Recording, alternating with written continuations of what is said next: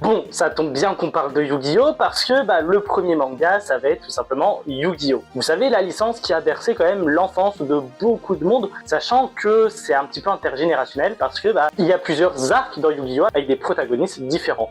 Mais nous, on va se concentrer sur le premier, donc le Yu-Gi-Oh classique qu'on a connu en animé. Mais de quoi ça parle? On va suivre tout simplement l'histoire de Yugi Muto qui vit avec son grand-père possédant un magasin de jeux, très important pour la suite. Cependant, ce grand-père-là va lui offrir un cadeau assez spécial. C'est une espèce de puzzle qui existerait depuis des millénaires mais que personne n'a réussi à le terminer. Et on raconte que la personne qui réussira à le terminer aura une espèce de surprise, il se passerait quelque chose d'assez mystique. Tu l'auras compris, c'est le cas de Yugi. Il a enfin terminé de construire son puzzle, le fameux puzzle du Millennium. Le truc, c'est qu'en fait, le fameux pouvoir mystique qui résidait au sein de ce puzzle, c'est tout simplement une autre personnalité. Et oui, le puzzle du Millennium va réveiller en Yugi une seconde personnalité qui prendra sa place sans s'en rendre compte. Le truc, c'est que cette double personnalité déteste les injustices. Donc il va régler toutes les injustices qu'il trouvera à la place de Yugi, mais d'une manière assez spéciale. Pas en se battant, en tout cas pas avec ses poings, mais surtout en utilisant des jeux. Et tout y passe. Est-ce que Yugi va s'en rendre compte un jour ou l'autre?